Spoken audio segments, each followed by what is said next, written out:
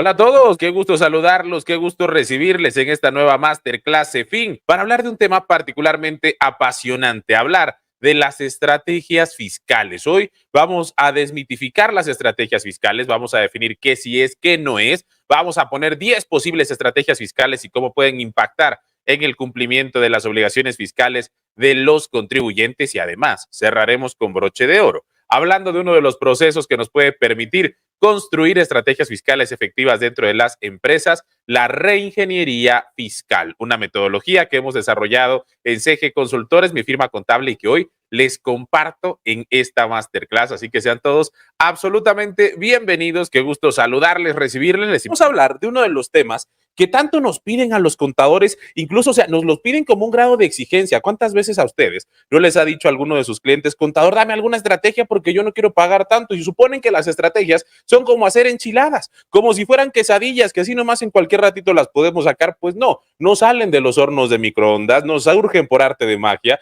Las estrategias fiscales requieren un estudio consciente y profundo, primero de las leyes y luego de la situación particular de la empresa, de la situación particular del contribuyente. Desafortunadamente, el término se ha ido pues banalizando a lo largo de los años. Hay quienes se atreven a llamarle estrategia fiscal a cualquier cosa. Hay quienes incluso se atreven a llamarle estrategia fiscal a generar facturas por operaciones presuntamente inexistentes. Hay quien se atreve a llamar estrategia fiscal a omitir ingresos, a disfrazar cosas de algo que no son, y eso definitivamente no son las estrategias fiscales. El día de hoy las vamos a desmitificar, vamos a quitar varios de esos tabúes que andan por ahí alrededor, pululando alrededor de las estrategias fiscales, y justamente entender que parte del trabajo del contador y de la contadora pues es entender, por supuesto, el contexto de las obligaciones fiscales, cómo las vamos a cumplir, cuáles son las condiciones que el contribuyente tiene que acatar, pero dentro de toda esa chamba que hacemos, también está la de buscar el menor impacto fiscal posible sin violarle una sola coma a la ley.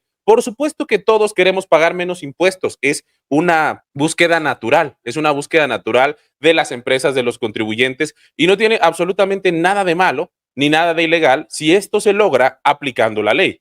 La cosa se tuerce cuando se quiere disfrazar de una presunta estrategia fiscal, lo que de fondo podría ser un delito fiscal o la comisión de una práctica de evasión. Son cosas muy distintas. Fíjense, yo recuerdo, o sea, porque sí, a mí me ha pasado, así como con un grado de exigencia de contador, pues una estrategia, algo debe haber, invéntate algo. Pues no, es que tampoco surgen de esa forma. Hay que considerar que hay una amplia posibilidad de encontrar dentro de las distintas leyes fiscales elementos que nos pueden dar espacios estratégicos, pero no se aplican en todos los casos, no en todos se aplican por igual y no en todos producen los mismos resultados. Las estrategias fiscales jamás van a ser arte de magia, son un proceso metodológico de análisis legal, de aplicación práctica, que si se sigue puntualmente puede arrojar un beneficio fiscal. Ese beneficio jamás va a ser el pago cero. Nunca vamos a esperar que aplicando una estrategia fiscal apegada a la ley lleguemos al pago cero, porque ¿qué creen?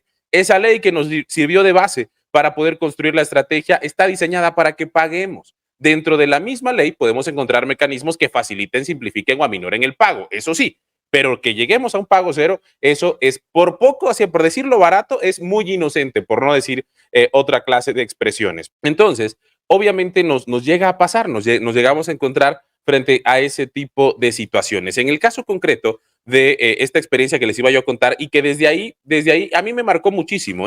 Yo tenía una maestra fiscalista que fue una de mis primeras maestras en términos de leyes fiscales. De hecho, estaba yo en la universidad y mi maestra tenía una particularidad muy precisa. A la hora de que hacíamos los exámenes, respondíamos los exámenes, era esto que les comparto pasó en impuestos sobre la renta de personas físicas. Esa era la materia. Y justamente la maestra era tan exigente que por cada peso de más que tuviéramos en el resultado del examen, era justamente un punto menos. ¿Por qué? Nos decía claramente, el cliente no tiene que pagar ni un centavo de más de lo que la ley le exige. Y con esa lógica yo fui desarrollando mi carrera, y a partir de ello pues encontramos dentro de la propia ley, a través del estudio consciente, del estudio profundo y sobre todo un estudio responsable de las disposiciones legales, encontramos mecanismos efectivos que pueden llegar a ser útiles y que el día de hoy vamos a enlistar varios de ellos. Así que sean todos bienvenidos. Ustedes también son aquellos de esa lógica en la que el cliente no tiene que pagar ni un centavo de más. Yo me lo recrimino hasta eso,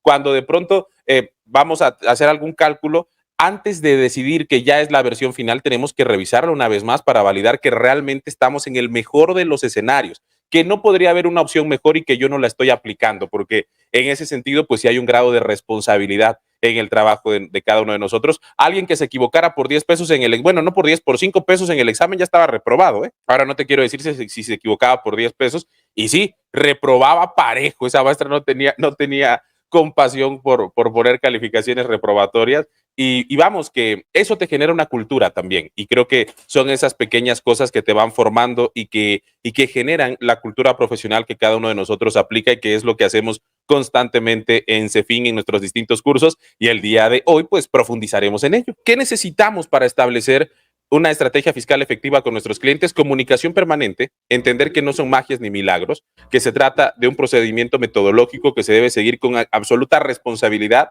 por todas las partes que intervienen y que en el contexto de su aplicación nos va a generar impactos. Los impactos se pueden medir. Se puede medir el impacto de una estrategia. A mí me gusta siempre medirlo con un porcentaje que contraste cuánto estaríamos pagando sin ella y cuánto podemos pagar si la aplicamos. Ese porcentaje pues siempre va a ser un porcentaje razonable. Lo que sea que te ahorres es bueno. Lo que sea que logres bajarle al impuesto a cargo es bueno. Decía Winston Churchill que él estaba a favor de cualquier reducción de impuestos por el motivo que sea y por la razón que sea, y yo también.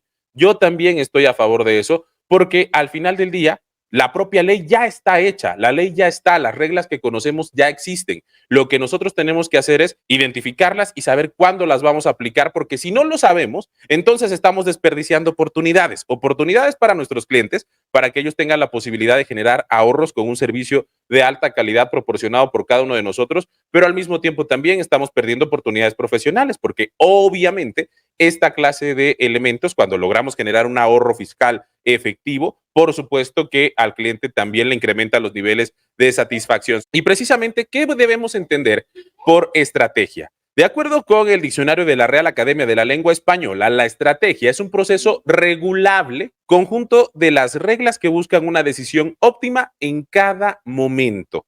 Fíjense lo interesante que es identificar qué es lo que nos representa una verdadera estrategia. De principio se trata de un proceso regulable, o sea, que está en nuestras manos, definir que esto lo podemos hacer y que en función de ello vamos a encontrar los mecanismos para establecer la opción óptima. Es decir, yo regulo, yo decido qué aplico, cómo lo aplico, cuándo lo aplico para llegar al mejor escenario posible. Quiere decir que entonces los escenarios son muchos y que a través de la aplicación de la estrategia podemos encontrar el mejor de todos para el caso que nos ocupa en este momento.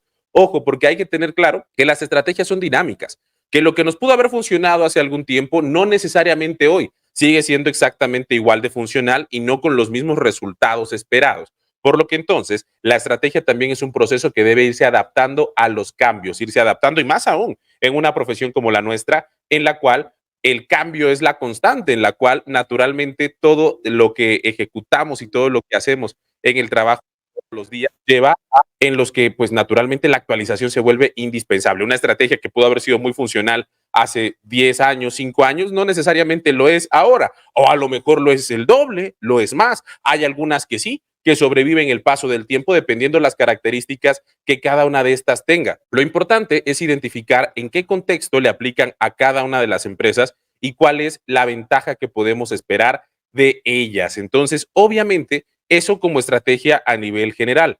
¿Qué debemos entender entonces por estrategia fiscal?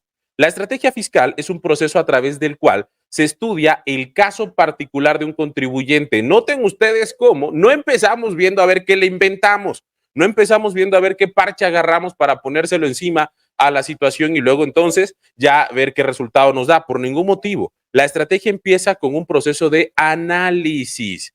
Hay que analizar a fondo y analizar a fondo implica descubrir las verdaderas causas que hay detrás de cada cosa. Y aquí el contador y la contadora tienen que desarrollar una habilidad de tratar siempre de ir un paso adelante, tratar siempre de ser hasta malicioso si quieren. Y yo me he descubierto, debo confesarles, que yo me he descubierto mal pensado en muchas situaciones de naturaleza fiscal.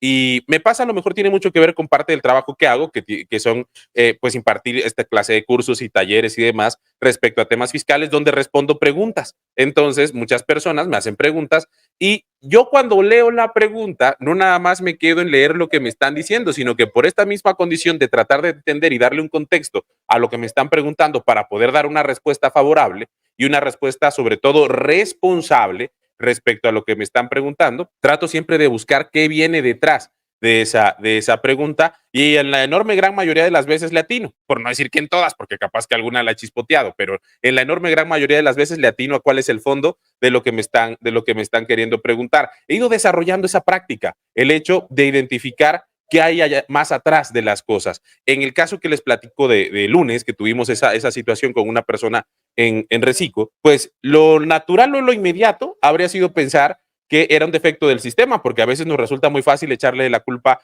a la página del SAT, que se equivoca en muchas cosas, sí, que falla en muchas otras también, pero no en todas, tampoco exageremos. Entonces, en el caso de concreto de esa situación, pues la compañera creía o suponía que era un tema informático y no, era un tema de fondo. Entonces, eso es importante que nosotros hagamos a la hora de revisar un caso sobre el cual queremos diseñar una estrategia fiscal, hacer un análisis de fondo. Esto es lo que hay y qué puede venir detrás. ¿Qué es lo que realmente está generando el problema en la empresa? Oye, el problema inmediato, la señal de alerta, eso podría ser el síntoma, es que el contribuyente no está contento con la cantidad de impuestos que paga porque le parecen mucho. Eso únicamente se trata de un caso de percepciones. No quiere decir que sea la realidad, esa es su percepción.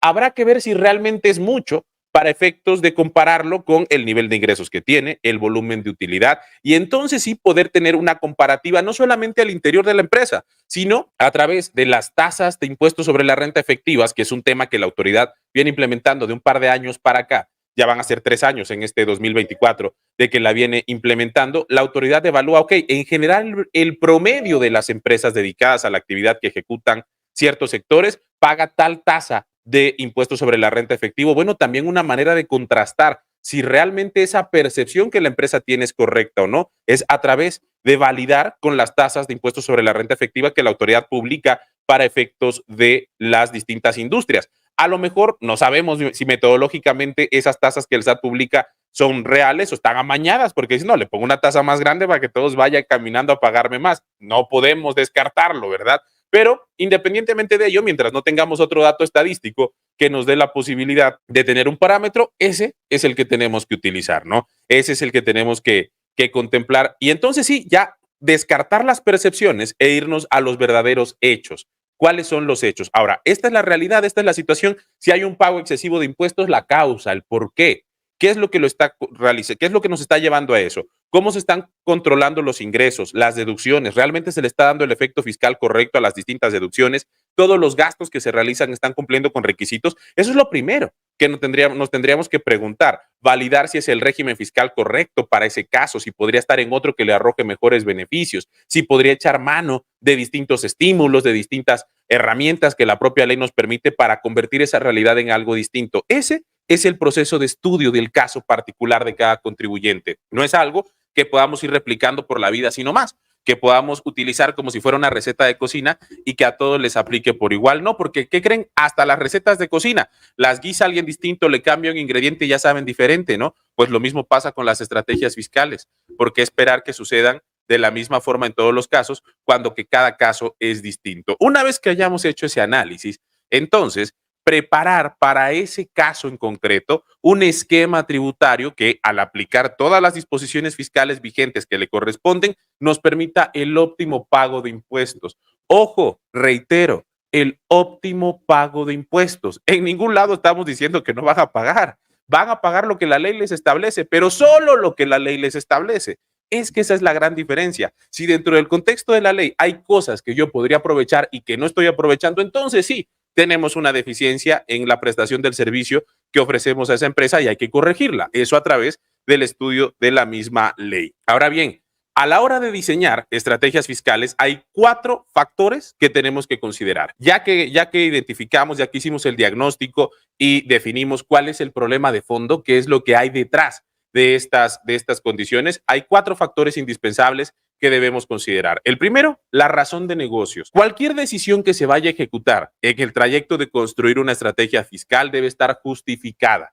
Tiene que haber una causa, una razón dentro de la propia operatividad de la empresa. La autoridad fiscal, a través de modificaciones al Código Fiscal de la Federación desde 2022, y de hecho un poco antes, ha incorporado el factor razón de negocios. El término razón de negocios representa la facultad que tienen auditores del SAT de validar si esa decisión que se tomó corresponde con la decisión ideal para el negocio. Por ejemplo, si para realizar una compra nosotros tuvimos que pasar por varias operaciones dentro de distintos proveedores y demás para llegar a una compra, la autoridad evalúa si a lo mejor en lugar de haber dado 4 pasos, hubiéramos dado 3 y habríamos tenido el mismo resultado. Entonces hay un grado en el cual esas acciones que se tomaron pudieran estar generando un beneficio fiscal indebido. Es decir, lo que buscan a través del factor relacionado con la razón de negocios es evitar la simulación de operaciones. Obviamente, este es sumamente cuestionable porque al final del día los auditores no son expertos en los distintos giros, en las distintas actividades de negocio y en la toma de decisiones dentro de una empresa, y no necesariamente van a tener el criterio para entender si el ingreso que yo generé haciendo 5 cosas lo pude haber obtenido si nada más hacía 3 y por lo tanto tener menos deducciones. Esa percepción que ellos podrían tener no necesariamente es sostenible, pero ya implica tener que echar un pleito, desvirtuar lo que la autoridad considere, y entonces más que una solución es un problema, por lo que cada vez que nosotros vayamos a generar una estrategia fiscal, hay que contemplar ese factor, hay que contemplar el fantasma de la razón de negocios y que cada decisión que tomemos esté justificada, que se corresponda con la operación de la empresa.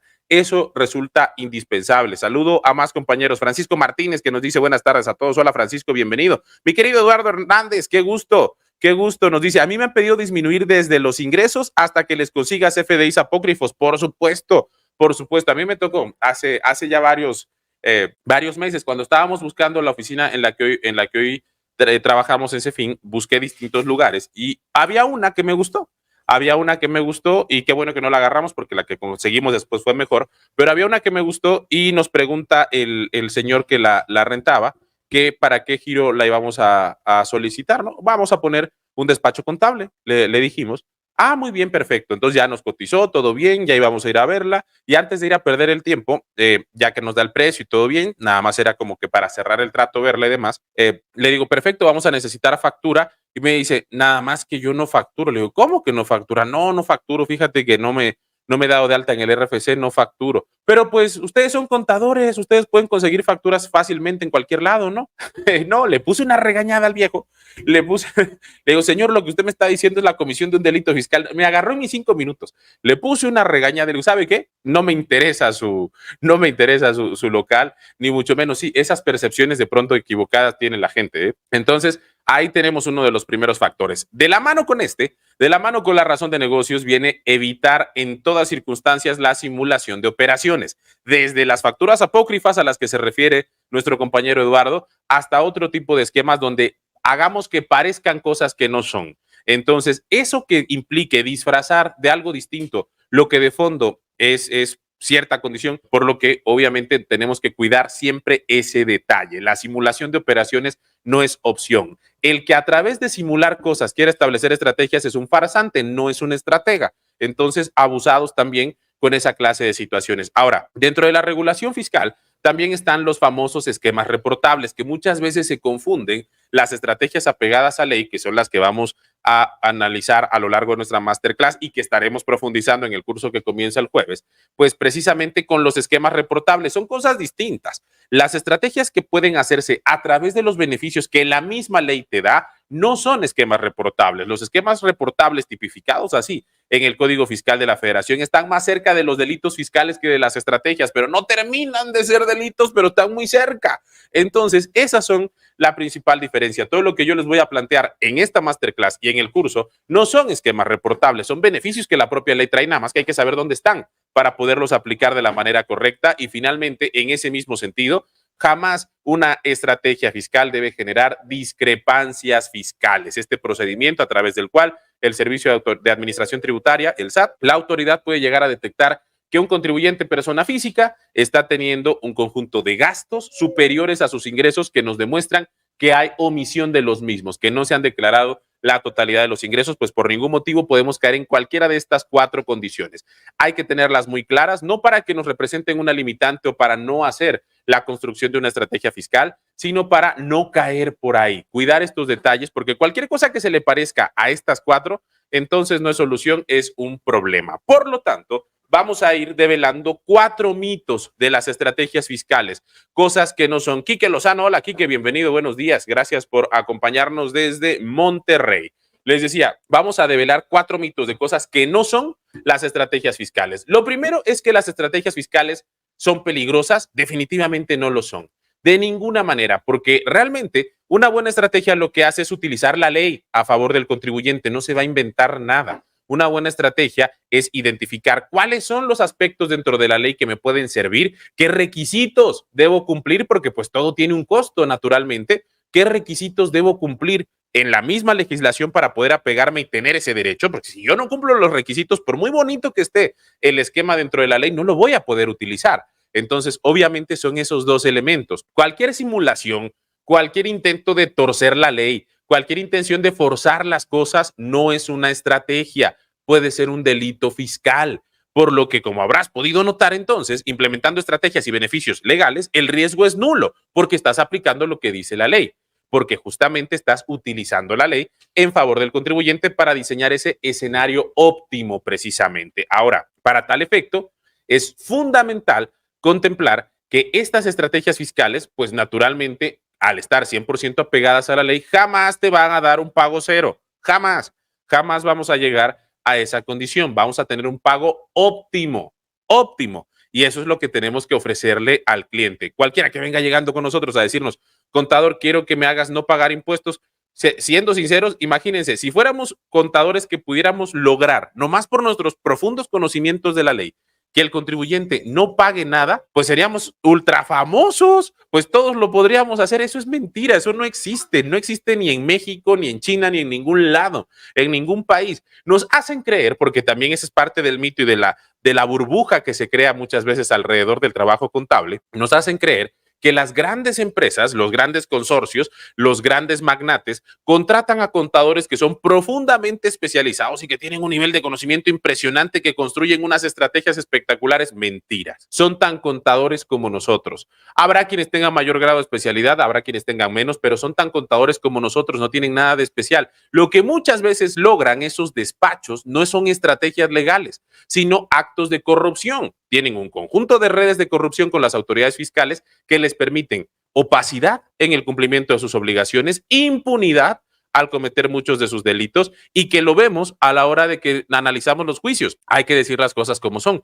Esta administración del Servicio de Administración Tributaria, esta administración del SAT, metió en cintura a muchas de esas grandes empresas por diversos motivos, por una cuestión de presión también desde el gobierno, una cuestión coercitiva, pero lo hizo. Y si ustedes creen que hubieran tenido tan buenas estrategias fiscales, que hubieran podido defender en los tribunales, habría pagado Slim, habría pagado Nueva Walmart, habrían pagado todas esas empresas que fueron, órale, con la bolsa de billetes ante el SAT a decirle, tenga, aquí está su dinero. ¿Ustedes creen que fue por eso? No, es que finalmente los actos de corrupción que solapaban esas relaciones ya no eran las mismas personas. No quiere decir que los de ahorita no sean corruptos, son igual o más corruptos que los de antes, nada más que son corruptos con personas distintas. Hoy los que tienen los favores son otros, es la misma cosa. Sin embargo, es importante entender esa parte, por lo que es fundamental darnos cuenta de que el pago debe ser razonable, debe ser la mejor opción posible, no va a llegar nunca a cero, que es lo que nos lleva a develar el segundo de los mitos. Una buena estrategia fiscal te hace pagar 0 pesos. Qué mentira tan grande, falso de toda falsedad. Las leyes fiscales están diseñadas para que los contribuyentes paguemos impuestos. Evidentemente, con el nacimiento de cualquier negocio, nace también la obligación de contribuir, de pagar los impuestos. Ninguna estrategia puede contra eso. Ninguna. Lo único que puede contra el pago de impuestos y que puede llegar al pago cero es la evasión fiscal, y es un delito y te va a terminar por salir más caro si la autoridad un día de estos te llega a caer en ese proceso. Entonces, una estrategia fiscal no te va a llevar a eso. La estrategia fiscal tiene que corresponder a la mejor opción posible dentro del esquema general de la ley, encontrar el mejor de los escenarios. Lo que sí nos va a permitir es diseñar los mejores procesos, porque muchas veces el cumplimiento fiscal no se llega a determinar el ahorro o a generar el ahorro a la hora de hacer el cálculo del impuesto y presentar la declaración. No, para generar el ahorro hay que dar muchos pasos antes. Hay que hacer varias cosas antes en la optimización tanto de los ingresos como de las deducciones, de los posibles estímulos que la ley permite, del régimen fiscal en general que le corresponde a la empresa, para entonces, previo, con todo este trabajo, llegar al resultado. Al final, el calcular el impuesto es lo más fácil del planeta, ¿eh? O sea, agarramos la fórmula y listo. Calculamos el impuesto y hasta podemos comparar precisamente el pago que se está haciendo. Entonces, obviamente, es fundamental contemplar estos procesos. Es fundamental contemplar estas características y llegar al pago justo, optimizar, porque ojo, eso sería conseguirle al cliente un pago justo. El hecho de haber revisado la ley en su totalidad y con base en esa ley conseguirle el mejor esquema posible. Eso es pagar impuestos con un grado de justicia, aprovechar todo lo que la ley te ofrece, todo lo que la ley te permite, ni más ni menos, porque hacer que el contribuyente pague impuestos con menos beneficios de lo que la ley les da, pues sí es un motivo para quejarse, sinceramente, porque al final del día sí hay una falta de información al respecto. Ahora, otra cosa es suponer que las estrategias fiscales son baratas. Pues es bien triste tener que decirle a todo el mundo que no, que la estrategia fiscal es un proceso de análisis, de estudio profundo, de revisión de casos que se cobra, que requiere especialización por parte del profesional que lo va a prestar. No es una condición habitual, digamos, que todos deberíamos tener, no. Claro que todos tenemos que hacer un esfuerzo por conocer la ley a fondo, los mejores escenarios, pero ya diseñar una estrategia apegada y aterrizada a cualquier contribuyente, a una empresa particular con sus condiciones y necesidades, es un trabajo que requiere un esfuerzo especializado por parte de profesionales de la contaduría y de los impuestos altamente especializados, lo cual obviamente entraña un enorme valor. La estrategia fiscal no es para la empresa que anda sufriendo porque no puede pagar los impuestos, porque ¿qué crees? Si no puede pagar los impuestos, tampoco va a poder pagar el servicio de hacer que este proceso sea más óptimo. Entonces, uno como contador y contadora también tiene que definir dónde sí se puede y dónde no se puede. Además, muchas estrategias requieren costos de implementación. Hay que hacer ajustes en ocasiones a las actas constitutivas, hay que hacer trámites notariales, hay que hacer procesos legales, hay que invertir en ciertos productos o servicios, hay que comprar ciertas cosas que pueden tener un impacto en materia de deducción favorable. Entonces, obviamente, es horrible lo que les voy a decir, pero las estrategias fiscales son como las pastillitas que anuncian en la noche. No son para el que no puede, son para el que quiere más. Así de simple y así de sencillo. ¿Por qué?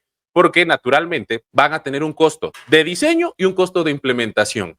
Entonces, es terrible, pero pues sí, ahí aplica la máxima del conocimiento popular, dinero llama dinero, pues sí, sí pasa, porque al final del día todo tiene un costo que va a representar desde los honorarios del contador o la contadora que lo va a implementar, como por supuesto los costos internos operativos para poder llegar a una implementación exitosa. Ahora, todos podemos implementar estrategias fiscales, casi todos, y eso se va a conseguir siempre y cuando nos preparemos. Esto resulta medianamente cierto. Sí, por supuesto que todos podríamos, porque la ley es la misma para todos, pero para estar en condiciones hay que conocerla. Y eso sí requiere un dominio profundo de la ley, capacitación y, por supuesto, actualización al respecto. No se preocupen, tenemos un curso que arranca el próximo jueves y al ratito se los voy a explicar para que podamos hacer el análisis. Ahora, ¿cuáles son 10 posibles estrategias fiscales o 10 posibles elementos que nos pueden dar la posibilidad de generar impactos y beneficios fiscales? Oigan, ¿cuáles pueden ser los mecanismos o elementos que dentro de la ley podríamos encontrar que nos representen posibles beneficios fiscales? Uno, que sin duda nos puede llegar a ser sumamente útil, es las implicaciones de las sociedades civiles cuando hablamos de la prestación de servicios. Tienen impacto en dos sentidos. Tienen impacto en impuestos sobre la renta cuando éstas tributan en el régimen general de ley. Ojo, esa es la condición, que la sociedad civil tribute en el régimen general de ley de las personas morales, porque se puede establecer una estupenda estrategia de retribución a los socios. ¿Qué sucede? ¿Cuántas veces nuestros clientes que son personas morales, los socios que forman parte de ella, pues se quejan de que a la hora de distribuirse los dividendos hay una lana grandota que se queda el SAT y que en ocasiones hace que se evite el reparto de dividendos? Bueno, pues una forma de, para aquellos que prestan servicios profesionales, porque esa es la condición, aquellos que prestan servicios profesionales puedan hacerlo a través de una sociedad civil y que con esta sociedad civil podamos llevar a cabo un proceso de anticipo de rendimientos. ¿Qué es eso del anticipo de rendimientos? Que le repartamos el dinero. Hagan de cuenta que es como distribuir el ingreso. Le repartamos el ingreso que recibió la persona moral, que pagaría con la tasa del 30% del artículo 9 de la ley del impuesto sobre la renta, repartirlo entre los distintos socios que forman parte de ella, en la lógica del divide y vencerás, ya que estamos hablando de esos de estrategias. Esta es básica de Sun Tzu, del arte de la guerra: divide y vencerás. Entonces, pues el ingreso lo divides y a través de cada uno de los socios vamos a pagar, pero como asimilados a salarios. Ojo, siempre va a ser beneficiosa siempre y cuando la cantidad que se le distribuye a cada socio, la tasa que le corresponda pagar en la tarifa de impuestos sobre la renta para personas físicas como asimilaba a salario, sea menor del 30%. Obviamente, porque como persona moral se pagaría el 30%, y si es una persona física, recordemos que puede llegar hasta el 35%. Entonces, cuando yo reparta esos anticipos de rendimientos entre cada uno de los socios, hay que cuidar que si queremos tener este beneficio fiscal, sea con ingresos que todavía puedan tener un impuesto de menos del 30%. Ya que tenemos eso, pues ahí va a haber un ahorro directo efectivo de principio, en el sentido que esta persona moral pues ya no va a pagar ISR directamente a sus ingresos, sino que lo va a pagar a través de los socios, como asimilado a salario con tasa menor. Ahí ya de principio hay un beneficio. Pero si nos vamos un pasito más allá y combinamos esto con el punto 5 que están ustedes viendo en pantalla, que es la planeación de las deducciones personales, entonces esta ventaja se puede hacer todavía mayor, porque ese socio que inicialmente está teniendo un pago que se le hace como asimilado a salario al tratarse de una sociedad civil y ser estos un anticipo de rendimientos que ya de por sí se está pagando menos, puede generar importantes saldos a favor si lleva a cabo esto en conjunto con una adecuada planeación de las deducciones personales. En este mismo sentido, si no estamos hablando de sociedades civiles y estamos hablando de una sociedad anónima, también hay mecanismos de retribución a los socios que nos pueden permitir, en conjunto con el uso de deducciones personales estratégicas, que hay deducciones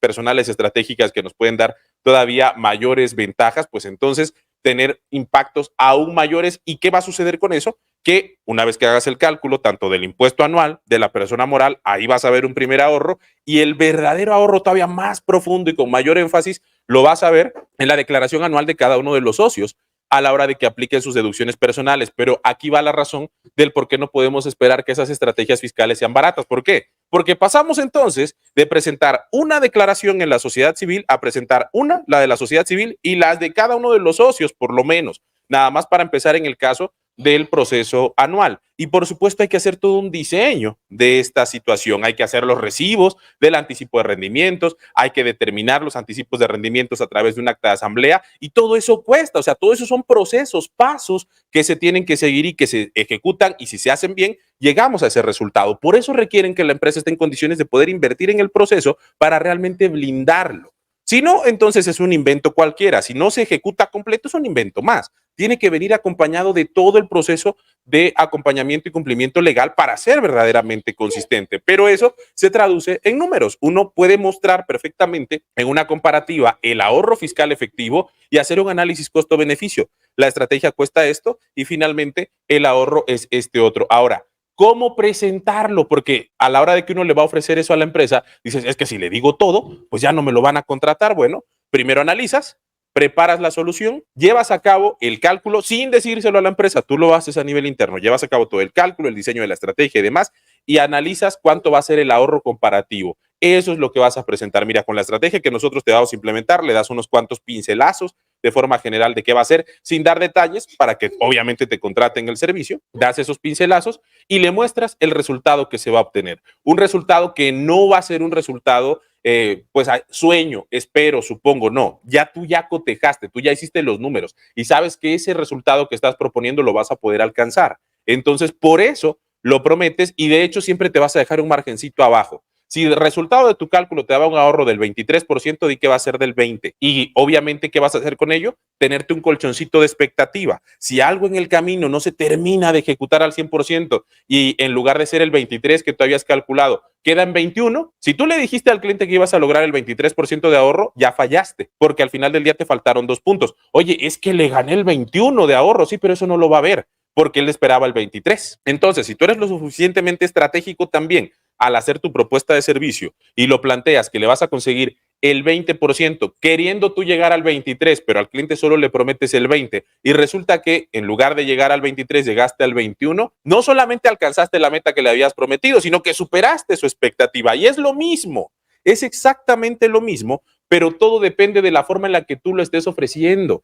Y eso también es estrategia fiscal. Ahí ya a nivel de cómo a través de la venta de una estrategia fiscal puedo yo tener una estrategia comercial. ¿Sí me explico? Pero fíjense ustedes lo importante de gestionar las expectativas, ser siempre realistas. Un grave error que cometemos los contadores es intentar llenarle el oído al cliente, decirle cosas que el cliente quiere oír nomás para dejarlo contento. No se den esas posibilidades. Otro mecanismo de estrategia fiscal que puede llegar a ser sumamente útil es decidir cuál va a ser el momento correcto para hacer una transición de persona física a persona moral. Y luego de que hayamos notado que, vuelvo a decirles, la persona física paga hasta el 35% de sus ingresos, dependiendo cierto volumen de ingresos de acuerdo con las tarifas de impuestos sobre la renta. La persona moral solo va a pagar el 30%. Entonces, ahí ya tenemos un primer factor de alerta que nos dice, hey, espérate, ya cuando estés pagando el 31, el 32, porque ya como persona física estás teniendo operaciones de mayor tamaño, entonces, ¿por qué seguir siendo una persona física si eventualmente como persona moral podríamos pagar menos? Hay varios factores. Uno de esos factores son los dividendos, porque finalmente como persona física, tú el recurso que generas te lo repartes, pues ya es tuyo, te lo gastas en lo que tú quieres. Si ya eres persona moral, hay un mayor control de eso, pero también hay mecanismos de retribución a los socios que resuelven parte de ese problema y que, asociado una vez más a deducciones personales, cuando lo manejamos en conjunto, que ojo, las deducciones personales de los gastos que ya de por sí se realizan, no tienen que ser gastos adicionales o en todo caso llevar a cabo alternativas de previsión para el futuro y de ahorro que le pueden generar al contribuyente también ventajas positivas. Entonces, obviamente viene en conjunto, no nada más es, ok, pasamos de persona física a persona moral, no, es pasamos de persona física a persona moral. ¿Cómo le voy a hacer para que estos socios que forman parte de la empresa y que disponían de dinero, que esta persona que era el dueño de la empresa como persona física, disponía de sus recursos, ¿cómo le voy a hacer para que eso pueda seguir teniendo un efecto similar siendo persona moral sin violarle una coma a la ley y pudiendo generar un ahorro fiscal? ¿Eso es posible? Por supuesto que es posible y por supuesto que se puede alcanzar. También cuesta. También cuesta. Y ojo, en cuanto a retenciones, va a ser un desembolso importante de la empresa cada mes. Lo va a recuperar la persona a la declaración anual sin pero alguno. Pero vuelvo a decirles, es para empresas que tienen la liquidez de poder hacer esos pagos, de poder ejecutar esos procesos. Hay mecanismos para ello.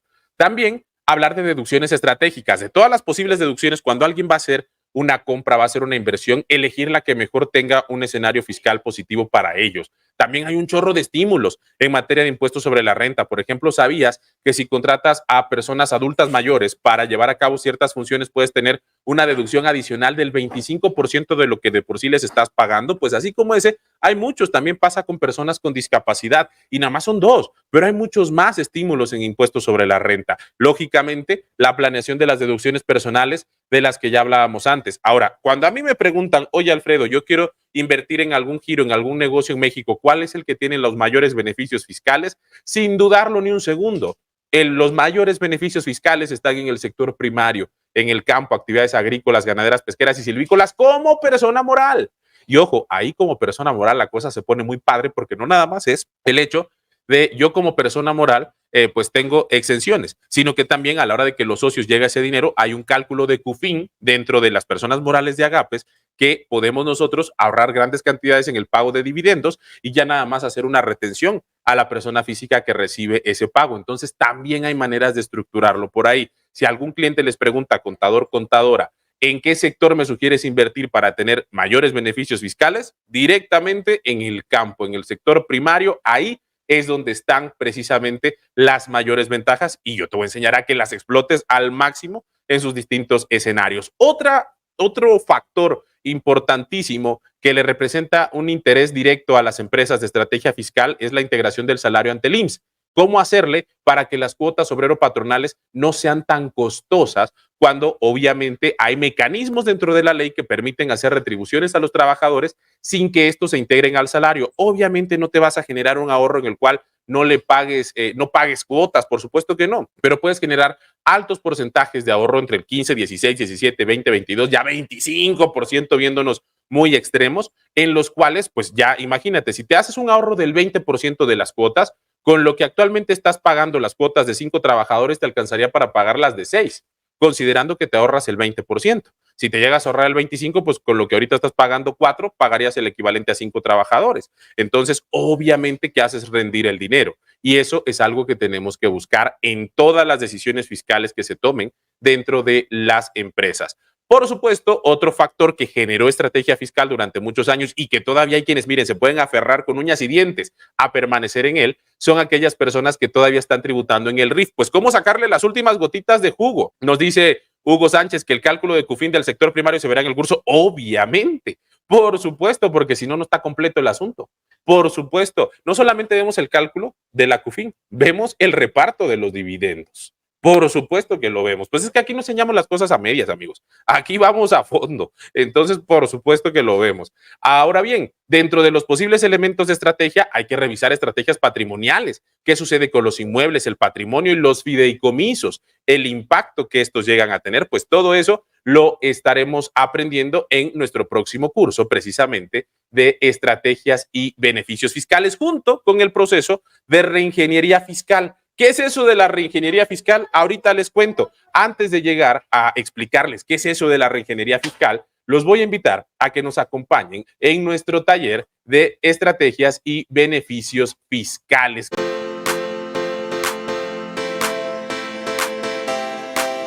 Contador, contadora, seguramente tú como yo has recibido preguntas de tus clientes que te dicen, necesito que me ayudes a pagar menos impuestos. ¿Cómo le hacemos para pagar menos? Dame unas estrategias, como si estas fueran enchiladas. Pues las estrategias fiscales sí existen, pero hay que aprender a construirlas con base en los criterios de ley y es lo que yo te voy a enseñar a hacer a partir de este lunes en mi próximo taller Estrategias y Beneficios Fiscales, que arranca este 2 de septiembre, del 2 al 13 de septiembre, prácticas y tareas todos los días para afianzar el aprendizaje. Y es que, ¿qué implicaciones clave pueden tener, por ejemplo, las sociedades civiles en un negocio? ¿Cómo puedes realizar una transición efectiva de persona moral a persona física y viceversa? ¿Cómo maximizar los beneficios? Descubre todo lo que necesitas saber sobre los fundamentos y generalidades de nuestras estrategias fiscales basadas en la ley del impuesto sobre la renta, en la ley del seguro social. Vamos a revisar estos elementos, explora deducciones estratégicas que pueden impulsar el crecimiento de tus clientes. ¿Sabías, por ejemplo, que existen estímulos fiscales específicos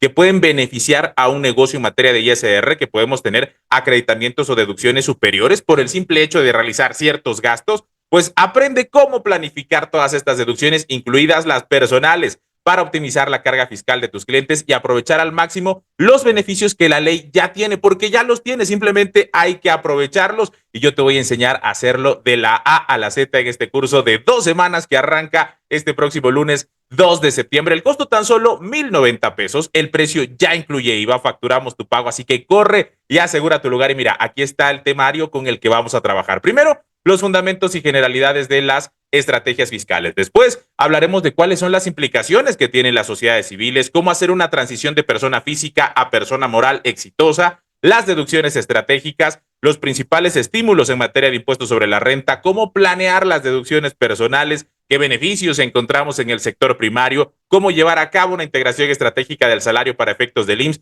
qué mitos y hechos le aquejan al RIF y a los sobrevivientes en ese esquema que lo pueden seguir utilizando como parte de una estrategia fiscal, estrategias de protección patrimonial, inmuebles y fideicomisos, para rematar conociendo el servicio de reingeniería fiscal y la metodología y ventajas de aplicarlo. Todo eso te lo enseño a lo largo de 2 semanas que arrancan este lunes. Vuelvo a decirte, el costo tan solo 1,090 pesos, así que corre y asegura tu lugar porque llegó la hora de tener las respuestas cuando tus clientes te digan, contador, contadora, dame estrategias, pues aquí vas a tener un montón. Así que corre a inscribirte, puedes hacerlo en cualquiera de estos botones que dicen paga con Mercado Pago aquí, o si lo prefieres, eres más de hacer transferencias o depósitos, avanzas hasta abajo y aquí te encuentras todos los datos bancarios para procesar tu inscripción. Llegó la hora de tener respuestas, esas que tantos nos piden nuestros clientes, las construiremos juntos, así que córrele a inscribirte que los lugares se agotan. Aquí nos vemos.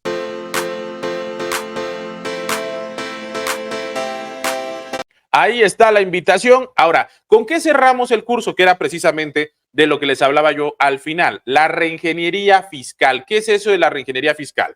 Es una cosa que yo me inventé, porque así se los digo tal cual. Cuando estaba yo estudiando, me tocó una materia que me interesó mucho que se llamaba reingeniería de procesos y me pareció muy interesante. Muchos años más tarde, ya atendiendo clientes, ya con el despacho, dije, ¿por qué no aterrizamos la reingeniería de procesos a la materia fiscal? Y entonces empezamos a implementar esta metodología. Es un análisis profundo de los procesos tributarios de la empresa para encontrar las áreas de oportunidad que permitan eficientar el pago de los impuestos, obviamente dentro del marco estricto de la ley, dentro del marco estricto de lo que la ley nos permite para conseguir el mayor beneficio al menor costo, erradicando malas prácticas fiscales y aplicando todos los estímulos y espacios que la propia ley establece. Es un servicio que nosotros ofrecemos y cuya metodología les voy a enseñar a aplicar en el curso. Se trata de transformar lo que ya haces para conseguir que funcione a favor de la empresa, obteniendo ahorros fiscales significativos, es decir, lo que ya haces hoy, mejorarlo para adoptar nuevas medidas y cumplir de manera más inteligente. ¿Cómo se hace?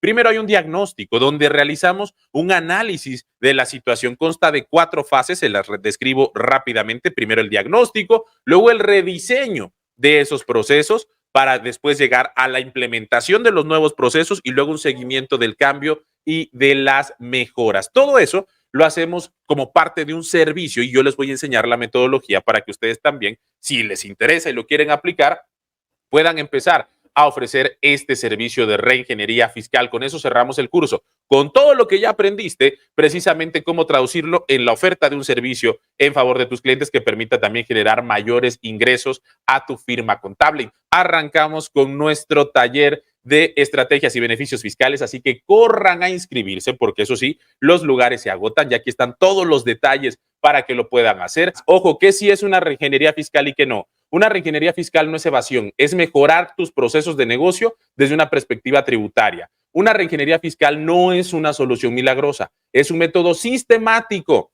que combina las características de tu empresa con los impuestos que genera, pero de forma exitosa.